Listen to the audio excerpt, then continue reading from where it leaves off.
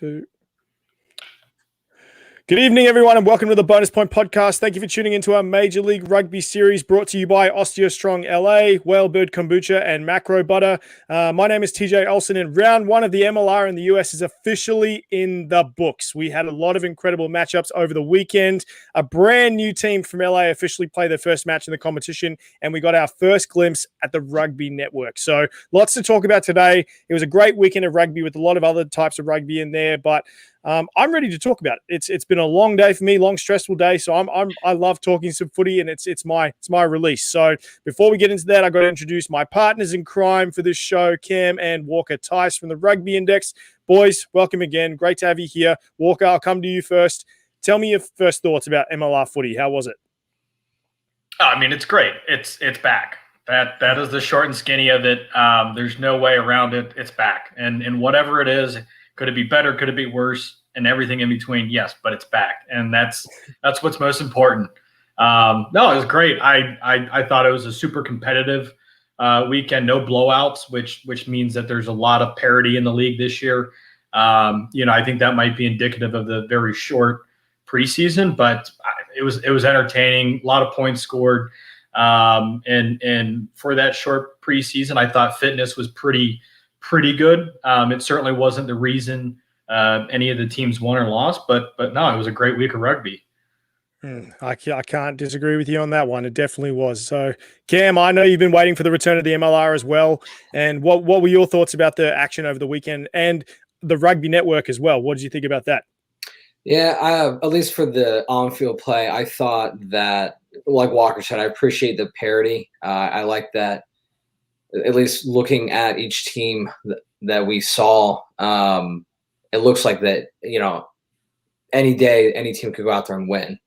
There's not going to be any team running away with it. There's not going to be a bottom feeder, for lack of a better term, that we've seen kind of in years past, where there's one team just kind of lingering in the bottom that's kind of the league punching bag. So I appreciate that. As far as the Rugby Network, almost kind of compared to the play on the field. It was I watched all three matches that we are going to talk about today on it, and I thought the nitpicky overall, I thought it was great, but nitpicky, I thought that the skipping around could have been a little bit easier, picking up where you left off, because trying to fit in 6 matches all in one go is just a bit ambitious. So, if you'd have a little bit better technology with skimming through or picking up where you left off in a match, much like other streaming platforms do, I thought that would be a good addition to it. But overall, I think it's fantastic. As far as I know, it's really the only platform I know of in professional sports in America that has an exclusive free, I'll say it again, free platform to, increase viewership.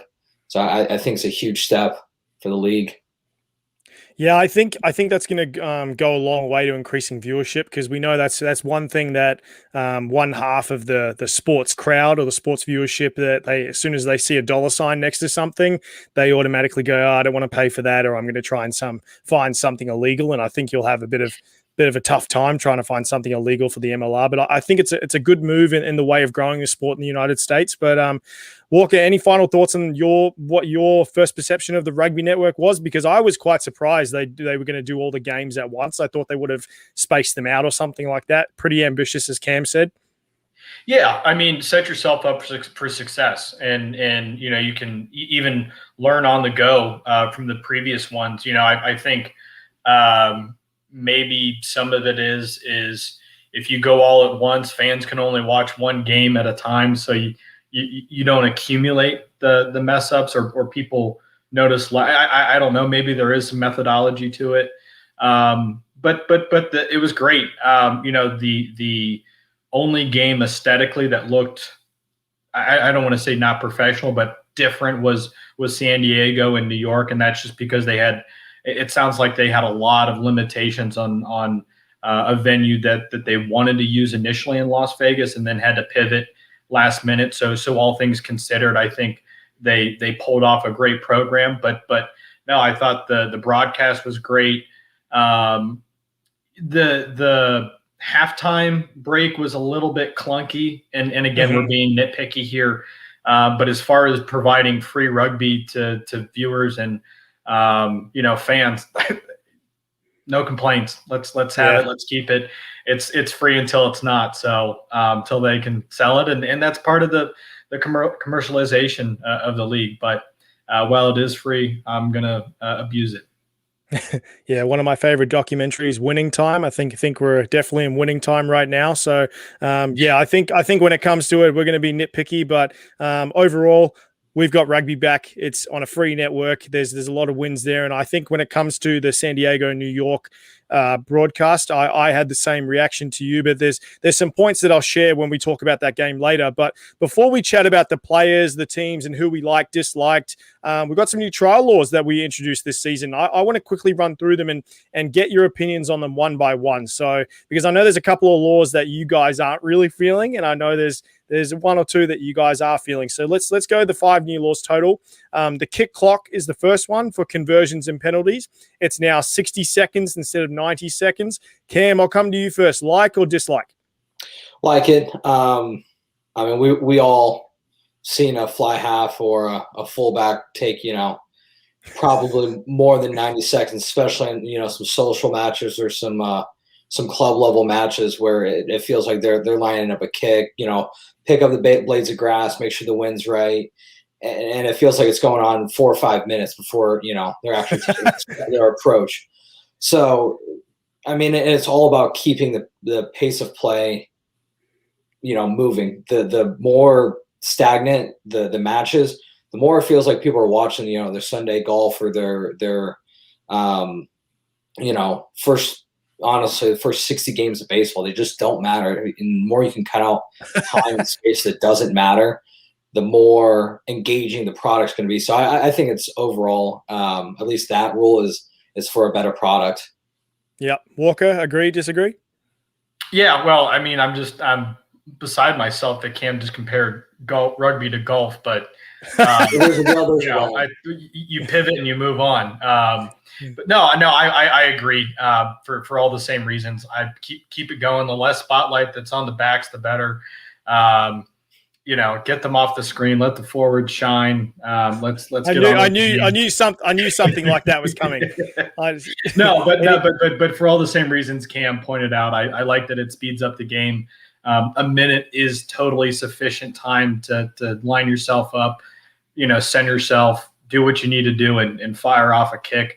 And it's good. And especially, I think it's going to I guarantee there's going to be a time at the end of a game where it's going to come into play, and a time where a team could run out the clock at the end of a game. Somebody's going to get a turnover last minute and kick a penalty kick to win the game, and it's going to be because that speeds it up. So I'm for it. I personally like this one as well because I can obviously see what they're trying to do. They're trying to get as much action in as 80 minutes possible, engage the fans more. I never thought they needed 90 seconds, to be honest, but hey, I was never kicking for points when I was playing rugby, so I wouldn't have any expertise. And I know you get any chance, you're going to plug the forwards in, so good job on that, Walker. Awesome. So the second one is the off. Yeah, seriously. But the second one is the offside line. It will be fed line and channel where that ball is being fed at the scrum. So no one is allowed to go past that. So it's for unimpeded access to the ball at the back of the scrum for the attacking team. This one I'm kind of meh about, because on one hand, I feel that halfbacks don't need that much space. I thought that the line of the flanker was enough. But at the same time, it's the same thing. It promotes clean ball. It's better for the viewer. What do you guys think? I'll go to you, Walker, first. I'm a little bit of the same boat. I appreciate what they're trying to do, but I don't know that it monumentally or in a significant way changes the game, positive or negatively. I mean, I can't say that the scrum halves were causing that much trouble at the back of scrums that it needed a change. I'm kind of indifferent. It's fine. I don't have much of an opinion on it, to be honest with you. It's just it's something interesting to try out. If it's fruitful, great. It's good for the game. If not, no big deal. Yeah. And Cam, do you agree with that one? I mean, being a 9 myself, I think I I honestly don't think that I think more of this, breakdown in the scrum causes more and ball impediment than scrum halves, coming back there. So I don't particularly like the rule. To me, scrum half, if we're down late in a match and, I'm trying to create a contested ball, being able to, maybe cheat the line a little bit and shoot up right as I see that scrum half kind of reaching the opposing scrum half reaching in there, I can go up there, try and strip them, try and get him to fumble and knock forward something just to try and create something late. So obviously you can't really put a time frame on it when you're allowed to, when you're not. But see, I'm the same. Like it's not sevens. Like I don't think that like the rule needs to be changed. If you want more space as a 9, you can have your flanker stick out his leg or do something like that and create more space. But with this one here, it's neither here nor there. Like if you want to get more space, then focus on better form in your scrums and then get better delivery and quicker ball. So I don't know. I mean, anybody can make an argument this way or that way, but I think this leads us to the next one is that referees will work with stricter protocols that will limit the number of scrums to 2 per incident. So the original +1 reset for a collapse, penalty, or free kick. So I want to hear from the forward again. So let's talk about this. Walker is with this one. What do you feel about this one? Do you feel that they should just play it out, or do you reckon that this rule is good? It's good. The less volume forwards have for error, the better. So if we only get 2 chances to screw up, that's a good thing. Because it's never our fault. So, it's always the other guy. No, I think it's a good thing. Again, it speeds up the game. I think it because it does put a limit to it. It forces both teams to be better. You can't consistently reset. Otherwise, you're going to get penalized. And it's not. It might be your fault. It might not be your fault. But because the referee has to make a decision. Especially if you're the defending team, you want good clean ball. You want to set a good base. Like you don't want to get penalized. You would rather them take a ball out the back of a scrum and then have a free kick. So I'm for it. I love scrumming. I love playing in the front row. But in this case, I gotta err on the side of pace of play, and I think ultimately it's a very good thing for Major League Rugby. And Cam, I know that this is usually your rest time. You just get to watch all the forwards do all the hard work, and then you go, "Oh, sweet, another reset." Then we can take some more rest. Are you for or against this one? Yeah, there's I don't know. There's a lot of miles that us 9s have to put on our legs, so we kind of need that rest. But no, I'm with Walker on this. There, especially as a fan, removing myself from the 9 world. As a fan, it makes a lot of sense. There's nothing worse than just seeing a scrum that keeps collapsing. They can't at least, get the ball out, and the ref will say, at least just play it through, and we'll go from there. But there's nothing worse than a continuously collapsing scrum. So to all the points that Walker made, I'm all for it. Okay, so we got 2 more to go, and this one has been a bit of an interesting one. So 7 points will automatically be given if a try is scored under the post. No conversion necessary. So for me, I kind of like this one, not because of the viewer aspect or saving the kicker to kick a goal that goes over 95% of the time, but I'm more interested to see how a player can manipulate this and use this to their advantage. So for example, whether they play mind games with their opposition, or to whether to design a set piece to stretch out the attack more as much as possible, because they have to defend the under the post more often, because obviously it'll get more points. So I need to watch this more to see what happens and see if people will actually do that. But I'm actually really for this one. So Cam, what do you like? Do you like this one, or do you not like this one? I don't particularly care for it, because the point of the kick is that it's an added challenge, and just because that was, to me, the reward for centering the ball was that you got an easy kick, not that you got an automatic point.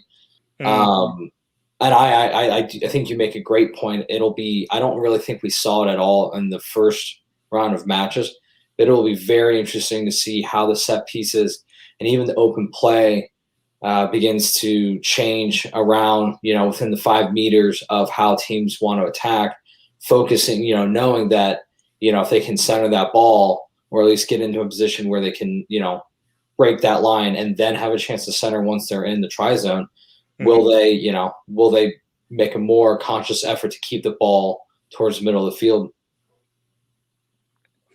Walker, like it, dislike it? It reiterates what they're trying to accomplish in speeding up the game. You eliminate that extra minute that the kicker has before play starts again. So in that light, I appreciate the consistency. I appreciate holistically what they're trying to accomplish with all the law changes. It's pace of play. It's speeding up the game. It's creating, I think Cam made the point, more meaningful minutes throughout the game. You're cutting out the downtime and all that. As a lumbering forward, I didn't mind the minutes, catching your breath, water underneath the post, scoring or not. I just kind of like the break, but no, I think for what they're trying to accomplish with speeding up the game, creating as much meaningful time throughout the 80 minutes, I think it's on par. I think it is going to come back to bite somebody's ass at the end of a game. To Cam's point again, the point of scoring is that you also get the opportunity to earn more points. Yeah. And that's part of the challenge. So I appreciate that there's consistency and there's a linear direction in what they're trying to accomplish. But I think this one just might be a half overstep. Mm-hmm. Okay, so this is the final one, and this is one that obviously we've been talking a little bit about in our group chat, and I know, Walker, you don't really like this one. So a red card will no longer mean a team is down to 14 players for the rest of the match. The new law will see the red-carded player reduce a team to 14 men for 20 minutes.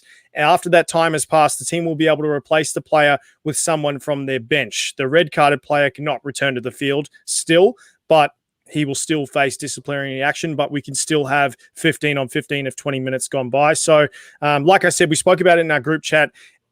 I was a fan of this originally because I was like, okay, then some games won't get lopsided, but it took me one game to immediately reverse my thought process after seeing the amount of dangerous penalties that New England had during the LA game.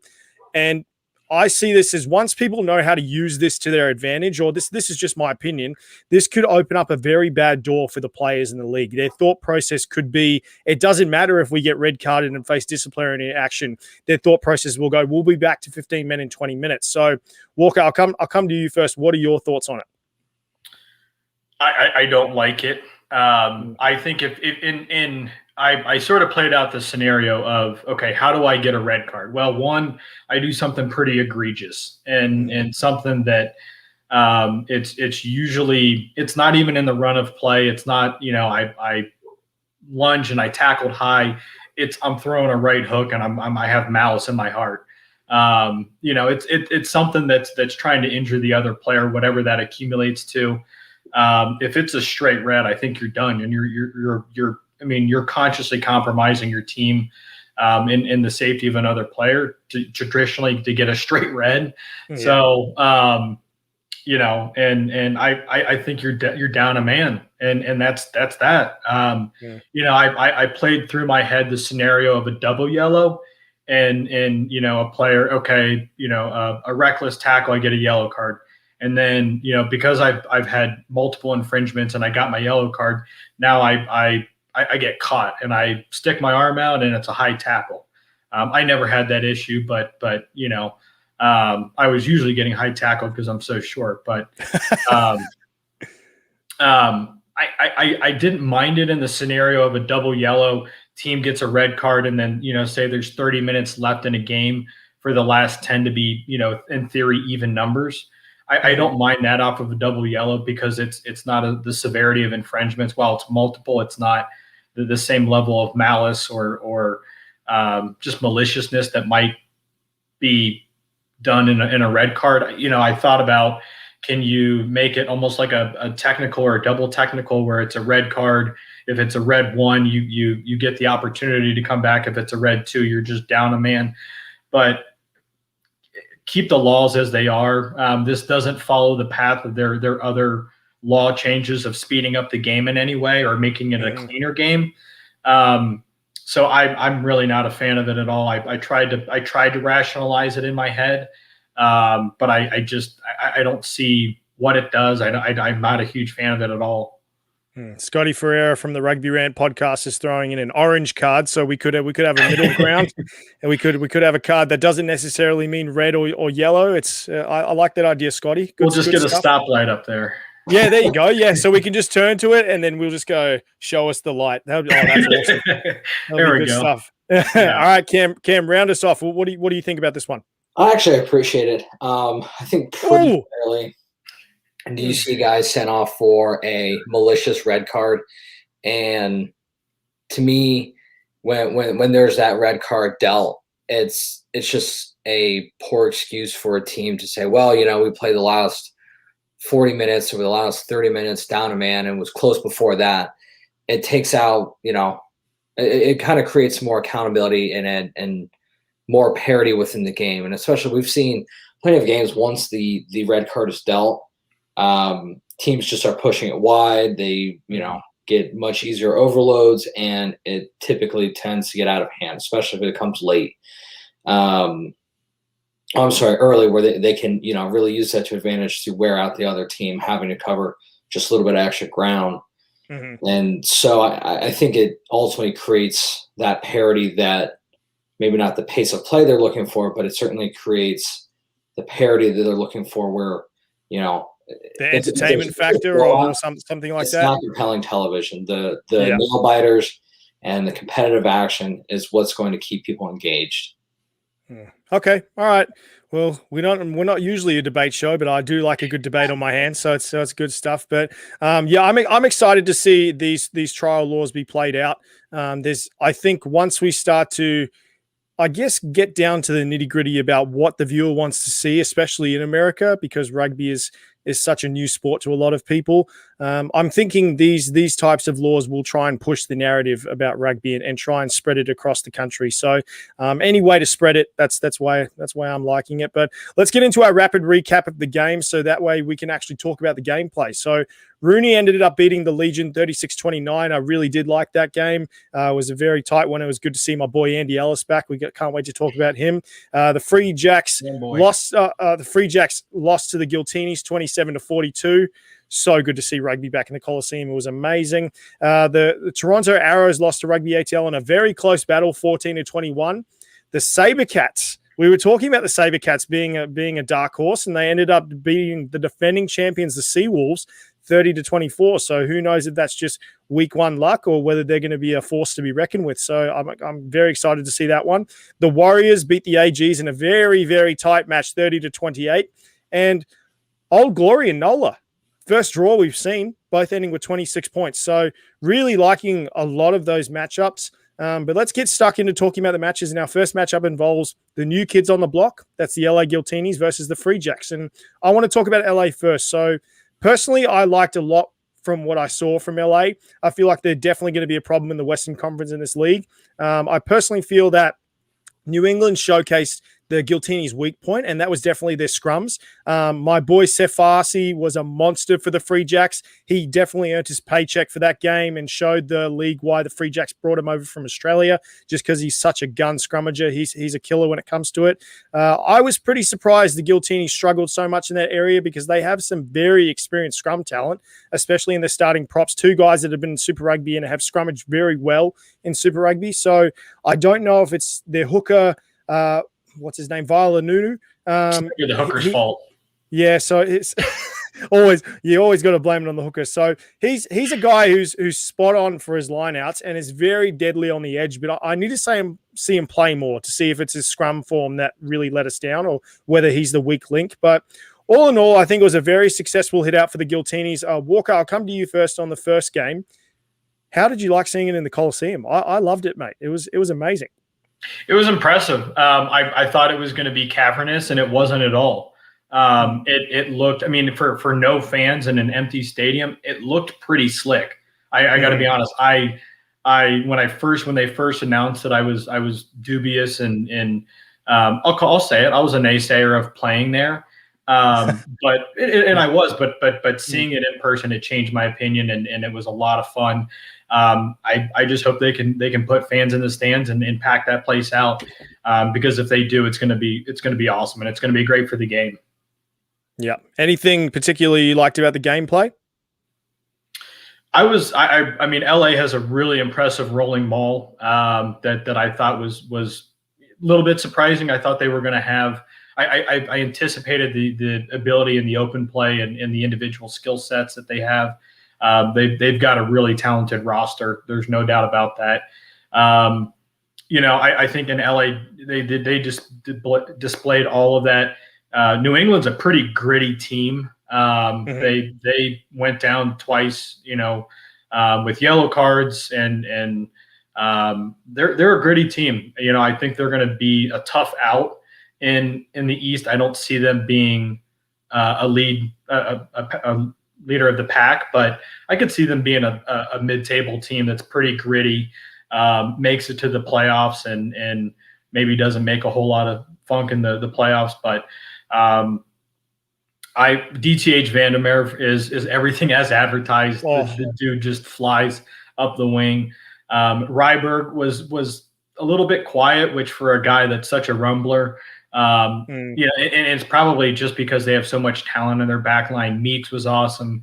Gitau was pretty spot on. Offensively, I don't have any critiques for LA. I think New England was a little bit undynamic in their attack, but no, I thought it was a really good game, and New England showed a lot of grit, but LA's going to be a really tough out every single game, and they can put up points quick. Yeah. Cam? Yeah, a lot of the similar points that Walker made. I think, in short, LA is going to be that team that just has too much firepower for teams to handle. And I think that's where their identity is going to end up being, is just being that they'll give up a little bit on defense to really just set the precedent on offense. And I think they'll probably – this is obviously an early go at it, but I wouldn't be surprised if they led the league in points this year. I was very disappointed with New England's attack, mostly because Ryan Martin coming in was supposed to be bringing in this type of offense that was essentially positionless, with the exception of maybe like you obviously have to have your 9-10 combination. With the exception that he was, they're talking about loose forwards playing where centers are, and there's all these interchangeable positions, and it was really, really not what I had expected. It was a lot of very North American, maybe not North American, Northern Hemisphere type rugby, where it's catch the ball, take it in contact. And, next phase, catch ball, taking contact, just was very undynamic, which I was disappointed to see. I thought it would be, and then that's sort of the players they're bringing in, is these guys that are, they brought in a number of 7 stars that, Dougie Five, I know Mtembu isn't able to make it over yet because of visa issues, but, these are the guys they're bringing in, and the style of play just didn't reflect it. And I think when we're talking about that theme with the 7 stars, the Free Jack standout for me was Bodine Waka. I think, especially from the New Zealand Sevens, like I said, that kid played so well, and I think the Free Jacks are going to lean on him really heavily this year. Personally, I was shocked, like I said in the beginning, by the terrible discipline the Free Jacks showcased. It was just penalty after penalty, and guys like DTH were getting wrecked in a few nasty situations. So I hope they get better in that area. I don't want to see that again. Great to see rugby in the Coliseum. Great to see rugby in LA in general, and I'm looking forward to watching that team rip up. But you were talking about the point leaders, and wouldn't be surprised if LA. Currently, Matt Giddo has the highest conversions. He's got 5. You've got penalty goals are pretty low, but total points, we're 6th with DTH. He's got 10 points, and then he's second in the tries leaderboard, and then we've got try assists were second in that as well. So I think that trend is going to continue with all that firepower. But we'll see. So next we'll move on and talk about NOLA and Old Glory DC. And this match was a very interesting one to watch because it was our first draw of the season. And I just want to go straight to you guys with this one. Cam, what did you think about this game? Well, this one was really, really hard to kind of pick apart. NOLA, honestly, in a lot of ways, they should have lost the game. In a lot of ways, they should have ran away with it. And that sounds really kind of ass backwards, but no, it makes total sense. You're in the game I watched too. I agree with that. They missed so many opportunities that I thought that DC should have won. Part of my belief is that if you lose the opportunity, or if you give up the opportunities that you're given, you don't deserve to win. But at the same time, they dominated possession, they dominated play, and in that sense, in that regard, they absolutely deserve it. I think if they played as well as they did from, I think it was probably right around the 45th minute through the 75th minute, that 20-minute span, if they played like that the entire game, I think we're talking about the only blowout of this weekend. DC played well in certain areas, but I think if NOLA can clean up what they're doing and the handling errors, and just our coach in Cincinnati here has a favorite phrase of just figure it out, which I think is fair in rugby. Just so simple but so effective. It's like when you're screaming on there, just figure it out. Your brain just goes, okay, yeah, sounds good. Yeah, it's rugby can be very simplistic if you let it be, and it's catch the ball, run forward, try and beat somebody. And I just think NOLA was somehow getting ahead of themselves and just had way too many drops and way too many mistakes. Walker, agree, disagree? Yeah, well, I mean, if you look at both teams on paper, the packs, the 1 through 8, I think they're pretty even. Both have a great set of loose forwards. Both are pretty young. Jameson Fatanana Schultz. You've got Mungo Mason, and on DC's side, you've got Cam Dolan, not quite young, but you've got Devin Short and really good loose forward play. Really, for me, I was surprised that NOLA's back line didn't just take advantage of DC. I thought at every position they were the superior team. And I think with Cam's point, there were just a lot of handling errors. Obviously, there's a new center combination there, so that's going to make a massive impact just throughout the continuity of your back line. I feel like NOLA has been training quite a bit together. It's certainly comparatively longer than the other teams, so I'm a little bit surprised by that. Hats off to DC. Yeah, you don't have to dominate possession sometimes to win gritty games. And I think there's going to be a lot of that in the East. I think in the West, you're going to see a couple of blowouts, maybe once every weekend. I think the East is just going to be a dogfight, and every game is just going to be an absolute slugfest. And so you don't have to dominate possession, but you have to be efficient, and that's exactly what they were. They just happened to come out at an even point to the flip side of that, and Cam highlighted it. NOLA, just take advantage of your opportunities, and you're golden, and you're done. The game is over 60 minutes in, and you can, I don't want to say coast because you don't want to coast, but you can be very concise in how you play the last 20 minutes, be patient. You don't have to just, try to make something happen. And I think that compounded their errors. They were, again, you start with a couple of handling errors, you try to do something again or do something more. And it just wasn't working. It wasn't clicking for NOLA. And I'm a little bit surprised by that because they seem to have a really good group of leadership there.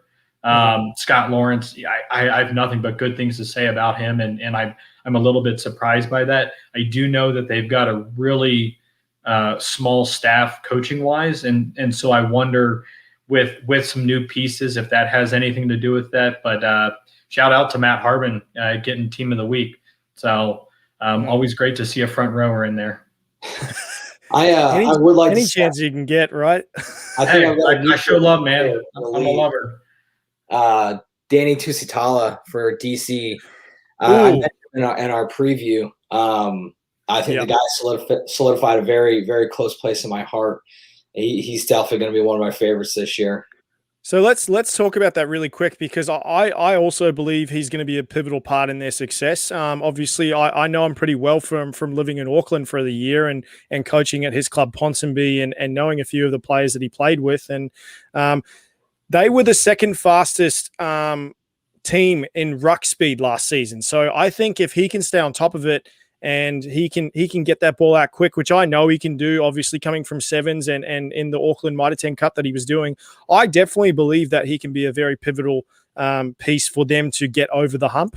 It's just all dependent on how they can work on their ruck speed. So, yeah, Danny, I think he's going to be a really, really important part. But I also liked what you spoke about, Walker, is the center combo. So you got JP Duplessis and you got the Argentinian Capello for Nola.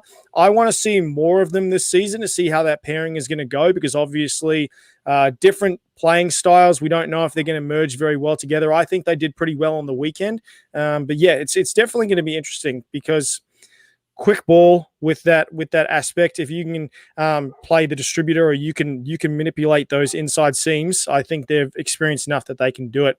But before we move on to talk about our last game, San Diego and Rooney, I want to give a shout out to the San Jose State men's and women's rugby clubs and the Lynn Benton Youth Rugby Lions, who are starting practice soon. Asked me to give them a shout out. So good luck, guys. It's always good to see grassroots rugby back in the mix. But let's talk about it. San Diego and Rooney. This matchup was getting a lot of grief for how terrible the coverage was in the game, comparing the feeds to like the LA game.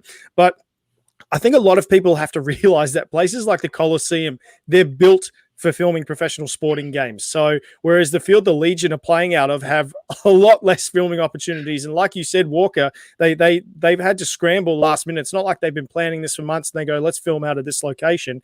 They've literally had to scramble. So I think a lot of people have to take that into consideration. I'm not saying they need an excuse and they should just have crappy feeds for the rest of their games, but people need to understand those variables. So when it comes down to that, do you guys agree with me or disagree when it comes to that? I'll come to you first, Walker. What, that it needs to improve, or I think we all understand that it does need to improve, but I think the fans just cutting a little bit of slack when it comes to that. We're not expecting like the most high quality feeds. Yeah, well, and to your point, they're transitioning on short notice. My understanding is that they had a different, maybe more traditional professional venue in Las Vegas that's used by other professional teams in market. It was their anticipation to use that venue, and in the last week or so, 2 weeks, had to pivot from that. I don't know the context of to why, but they had to pivot to the venue that they used, and so. Yeah, to your point, the Coliseum is designed, and the broadcast presentation is going to be so different. It's just a different level, and I think it's even goes beyond that. But the specificness of sport does make a difference. I don't know the venue that San Diego is using, but it's certainly not a traditional rugby field, and that's obvious. I cut them some slack. That's not my gripe. That's not my hill to stand on right now.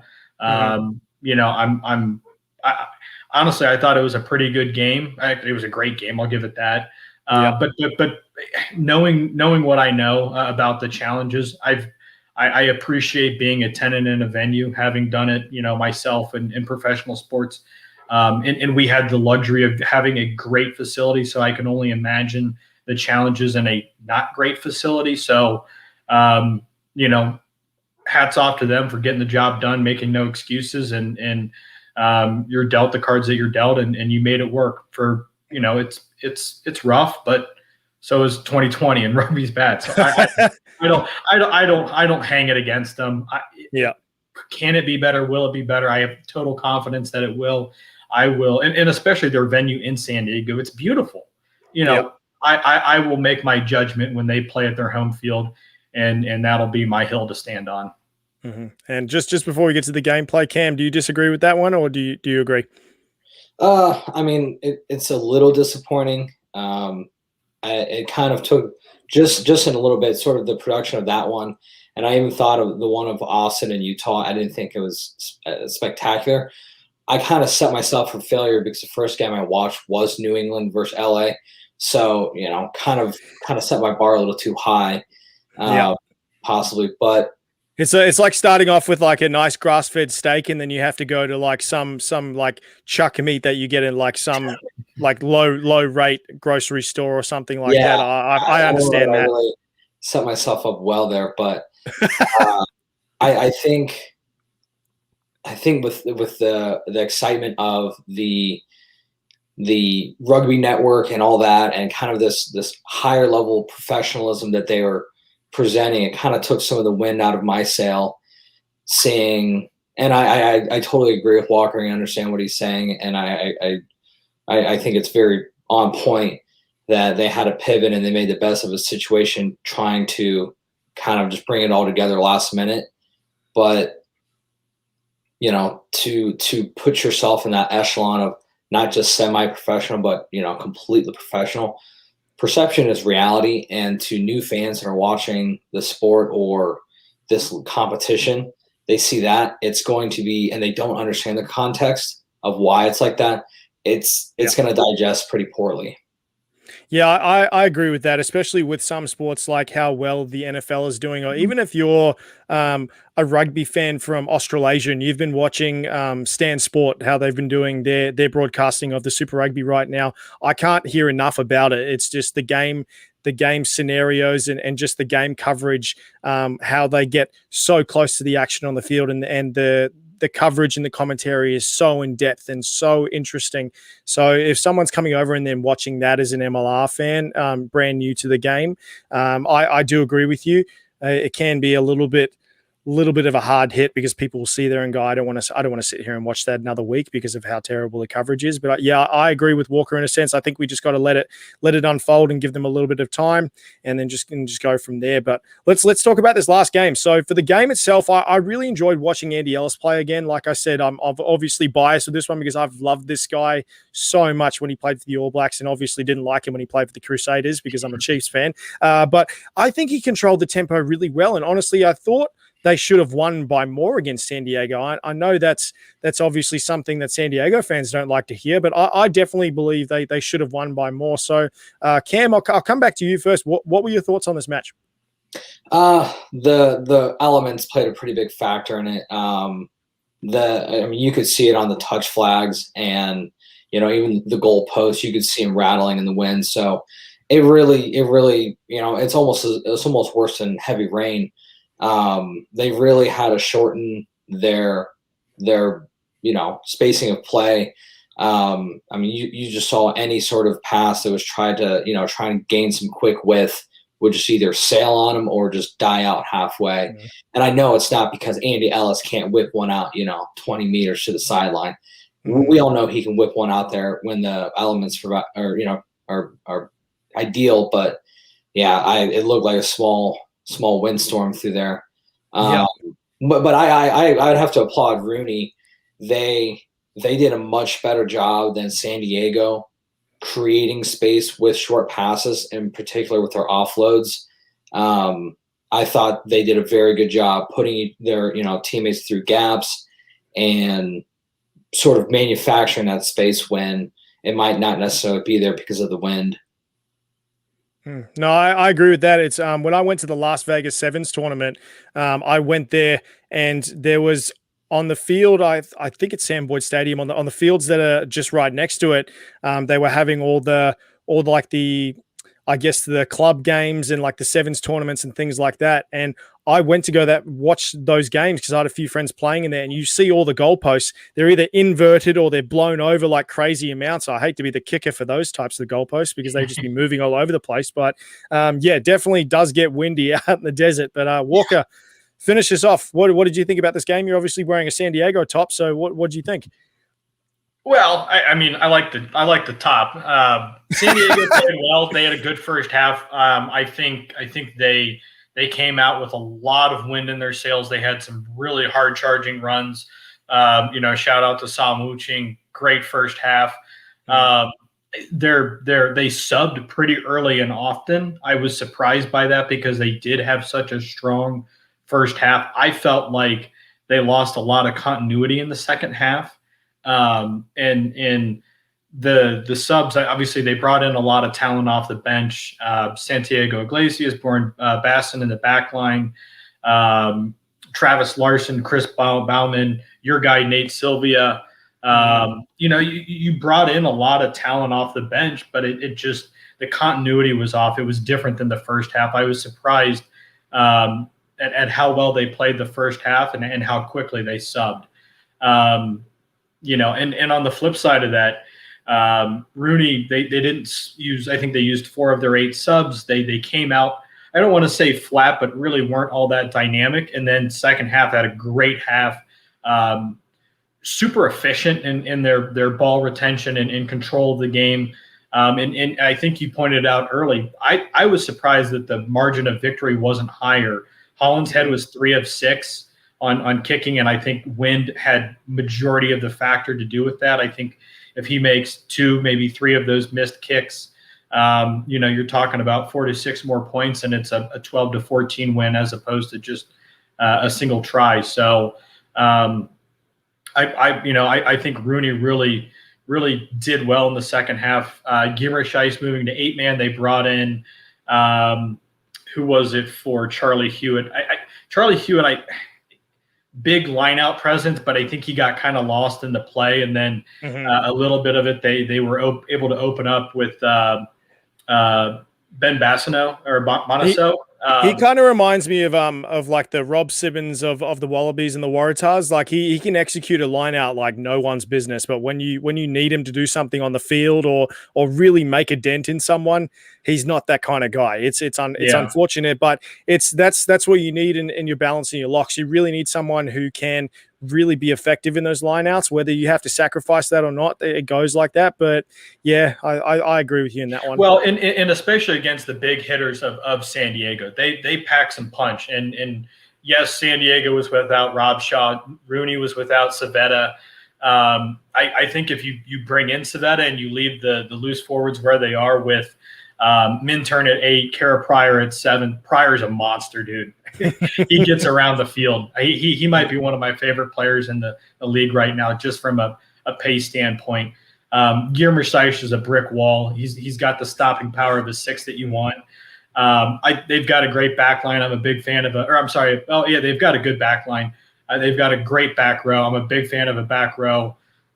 Front row, Rockford, don't go get a yellow card over something stupid.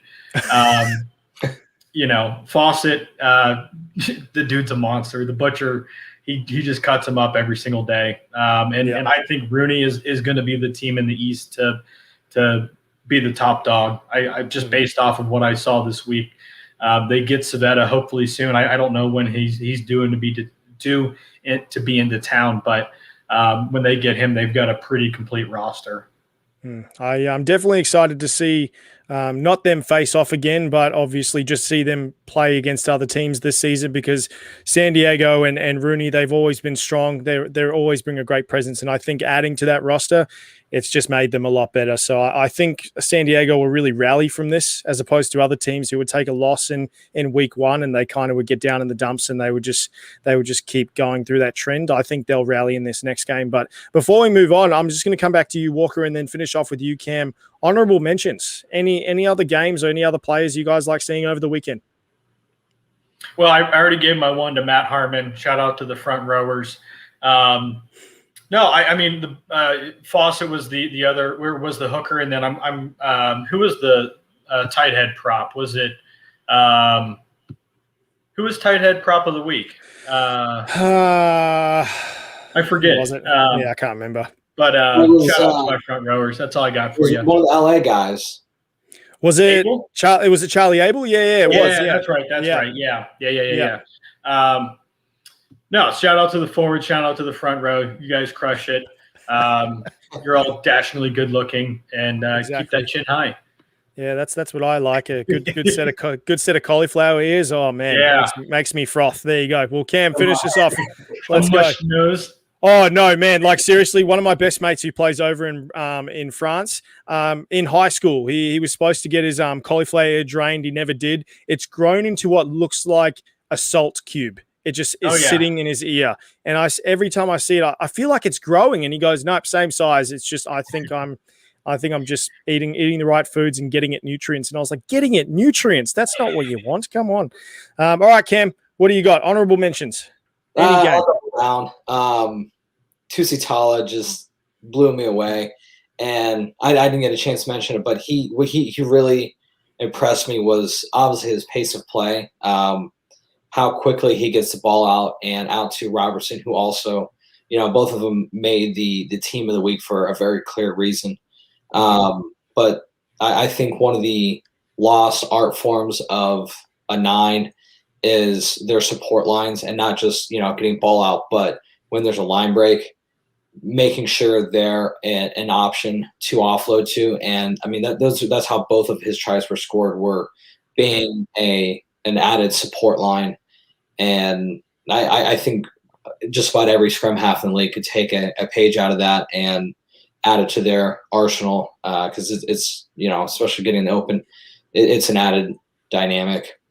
Yeah, no, I'll echo that, because you see all the best halfbacks you'll see in New Zealand, Aaron Smith and Brad Weber, they're always there for running that support line, and that's why they end up scoring tries on the highlight reel. So, yeah, definitely 100% agree with that. But excited to see more games. The Rugby Network is proving to be an awesome little app, especially in week 1. I was very surprised by that. I thought there was going to be a lot of glitches as opposed to a lot of other first-time apps. So shout out to them. If nobody has heard so far, go ahead and download the Rugby Network app. Definitely get all the highlights and everything there to watch all the games. But it's called the Bonus Point for a reason. And today we're going to stick with the American theme. I've got my USA Rugby shirt on, but today we're going to talk about the USA Sevens program as opposed to the 15. So specifically an announcement regarding a former Sevens player, Nate Ebner. So those for you who don't know, Nate was a part of the US Sevens team in 2016, and when he went to the Olympics, he also was a part of his in the USA program for the under-20s and the under-19s.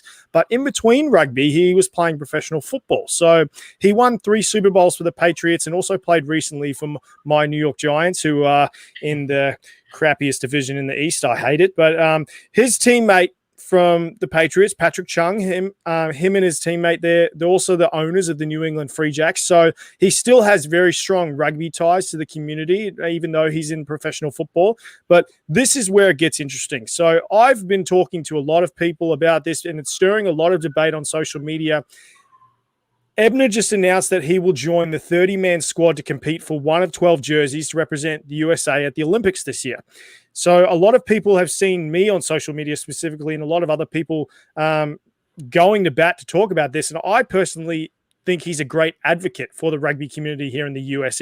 And being an owner of an MLR team, I know that he isn't the most talented or gifted rugby player in the US, but he was a great rugby player when he was a part of the squad. And he's also an incredible athlete. I mean, you kind of have to be to win 3 Super Bowls. So this has been all over social media. And like I said, I've gone to bat for Nate, and I could say it's only good for their chances. Mike Friday, he's a very knowledgeable and experienced coach for the USA Sevens program. There's a reason the USA program has grown so far under his leadership. And I honestly believe he wouldn't select someone on this team for a publicity stunt. If you get picked for this team, you can play. So I've said on multiple occasions that if Nate goes to camp and he can't play anymore, or there's a player that's better than him, cut him. Like, just get rid of him, because there's no reason he should be kept on if he can't play anymore. I'm in no way advocating for him and saying that he was as good as he was 5 years ago. He should be there because he was there 5 years ago. But at the very least, I personally believe he should be given an opportunity to go into that camp and fight for a spot. He will bring his rugby expertise into the camp environment. His presence and his competitive spirit will put others on notice, making them compete for that jersey. And I think like when you look at the worst case and the best case scenario, the worst is he comes in, he helps the team, or he maybe disrupts it and gets cut. The best case scenario is he will be selected in the team. He goes on to play for the US in the Olympics, and he wins a silver medal after losing to New Zealand. So that's basically my thought process around it. So I think when everybody needs to look at, this is my personal opinion, they need to understand the US needs more rugby players and to create a rugby environment in that camp. He knows what it takes and he will be in that camp. So some people may call me a fanboy or disagree with me, but I think he deserves a spot in that squad. So if you disagree with me, fine. That's totally your opinion. I respect it. It's what makes America great. You get your freedom of speech. But a lot of rugby coaches and players I've spoken to have said the exact same thing. So give him a shot. If he isn't up to snub, cut him. So Cam, I'm going to come to you first. What are your thoughts? This one's actually a bit of a tough one. Walker and I actually went to the same high school as Nate. We're 3 years younger than him. Really? So we have some familiarity there. He probably wouldn't know who we are. For obvious reasons, but yeah, I mean, same hometown. Everybody that I know that knows him, just a genuine good dude. The limelight of the NFL, nothing like that's ever gotten to him. Just the same guy that comes from suburban Ohio. With that being said, I just don't see him making this team. I think from a and I don't want to say publicity, but from a drawing attention to the sport and trying to grow the game, I think bringing him in makes a lot of sense. There have been a couple key injuries to the squad, so they do need to find different avenues to find talent leading up to the Olympics. I would be surprised if he makes it, mostly because I was pretty disappointed with his level of play the last time when he did make the squad in the Olympics. It's not a knock on him. You can't go from playing football or any other sport for the last 3.5 years, come in for 2, 3, 4 months, pick up rugby and just be the same player. I think if he came in and had maybe 12 to 18 months to focus exclusively on rugby, we would see a top performer on the U.S. team. But it's just you can't transition and play at an Olympic level in such a short time frame. I definitely agree with that. It's not going to be an easy transition because, like you said, no one can really do that. I think you have to have a really special mindset. Even a lot of people have said crossover athletes that have played for countries like England or France or other places like that who obviously grew up playing rugby, it's still an issue for them. I'm by no way saying that he's going to do that. That's why I said go ahead and cut him if he sucks, because that's how it goes. But yeah, no bueno. I think getting into the squad, 100%. But yeah, the team, I'm definitely in agreement with you. If he isn't up to snub, get rid of him. But Walker, agree, disagree? What are your thoughts? Yeah, I mean, I'm going to have a difficult time saying anything bad about the guy. He didn't play great or really well at the Olympics, but the team as a whole seemed disjointed, and maybe that is because they brought in new faces. So I did he play well at the Olympics? No, but the whole team was kind of a little. I wasn't overwhelmed considering how well they had been playing on the circuit. Just what was maybe how many months prior. They have a really talented team. To your point, they do have some injuries right now. So bringing him in, I'm not too mad about it. If it is a publicity stunt, I hope it works. Yeah, I hope it grows the game. I don't think Mike Friday's in the business of publicity stunts. He seems like a pretty no nonsense kind of guy, and let the play on the field kind of do your advertising. Type of guy. So I don't think that's his angle. I think he sees a guy that's extremely talented, extremely athletic. To Cam's point, can be refined to be an Olympic athlete on the sevens circuit or sevens field. But is he going to do it in 2 to 3 months? I just don't think you can go from playing one professional sport for a decade, flip the switch to another one, and pick up every little nuance that you need. And you've seen it in the inverse. You've seen high-level rugby players go to play American football. Athletically, straight line sprint, are they good enough? Yes. Vice versa both ways. But it's the nuances of either sport that are just so, tough to pick up. And that's why it takes decades of training to be the best at it. So Yeah. I think he catches, in summation, I think he catches a lot of wrongful flack for what happened at the Olympics. I think he's the scapegoat because he played okay and the rest of the team played okay. You still have 7 guys and 12 or 14 guys on the roster. The whole team took fifth place, but it was an underwhelming fifth place, I think. And so I think he's a scapegoat for a poor performance for the team. And as far as bringing him in now, I think with knowing that there's some injuries and you bring in a guy that has a very high ceiling and a relatively low floor. I mean, you kind of don't have to set expectations too terribly high for him. I don't know. Yeah. I don't see any problem with it. Yeah, I think when it goes to that point is it's very low risk, very high reward. If he does come into the environment and he's able to pick it up quite easily, and like I said to someone on social media, we don't know what he's been doing in his off time. Like he could have been rugby training during the pandemic plus doing football stuff. So this could be something where I'm going to reiterate it again, as I'm no way advocating for him to go right onto the starting team because he was there 5 years ago. But it's my case is in regards to the squad.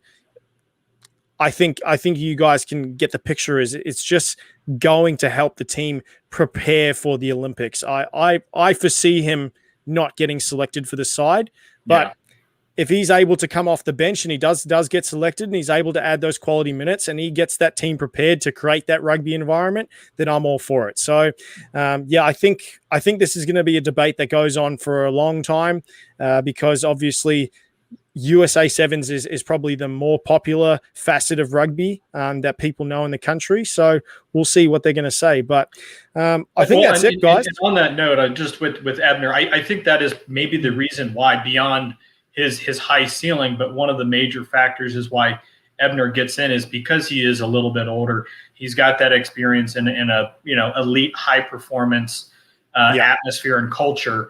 If he can push some of these newer guys that are getting opportunities because of injury, it just creates a more competitive environment, and maybe that is Mike Friday's angle. Yeah, Cam, anything to add before we close off on this one?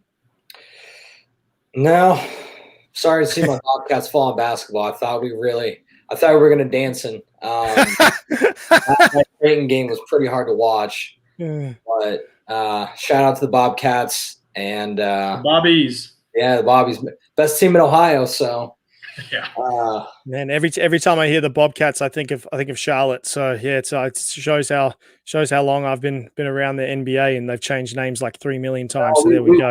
As often as they do, so at least continuity there. All right, guys. Well, thank you for joining us on the show today. I'm loving being back chatting footy with you guys. It's been a minute. Don't forget to check out the Rugby Index for all the breaking news and all the stories going on the MLR. These guys are doing some amazing things and got some very exciting things coming to you soon. So don't forget to subscribe to them. They are on all forms of social media. Also, don't forget to get 10% off your macro butter purchases with the code bonus point. The only nut butter that keeps my macros in my diet very happy. So definitely check them out. But boys, I'll let you have the final word before we close out. Cam, and I'll let you have the final word, Walker. Final word. Yeah. What do you got, Cam? No, I'm excited. I hope the parity and the equal level of play holds strong throughout the year, and we just don't see any team fall deeply into the bottom or one team just run away with it. I really hope that the parity of the first week is here to stay. Walker, what do you got? I think you're on mute, buddy. Poor form. What are you on mute for? There you go. Fellas. You're off mute now. Sorry, fellas. I'm really struggling today. The bar is set. It's week one. You take it at face value. How do you get better from here on every level? How does the broadcast improve? How do the teams improve? How does individual play? You got a data point. You've set a bar. How do you get better from here? And you can make all the excuses. You can have all the challenges in the world, which the teams do right now. But How do you overcome them? Galvanize your team, defeat adversity, and how do you get better? Because we had a very famous saying from one of our coaches: "You're either getting better or you're getting worse." So, how do you get better? I'm loving these sayings today. They're so simple, but they're so effective because it literally describes everything you need to say. Some people love going into long soliloquies, cough me, and then you try and galvanize troops. But yeah, when you got a simple saying like that, that's all you need, guys. So yeah, thank you everyone for tuning into the Bonus Point podcast. We will be back next week, same time, Tuesdays 5:30 Pacific Standard Time. Boys, thank you for joining me.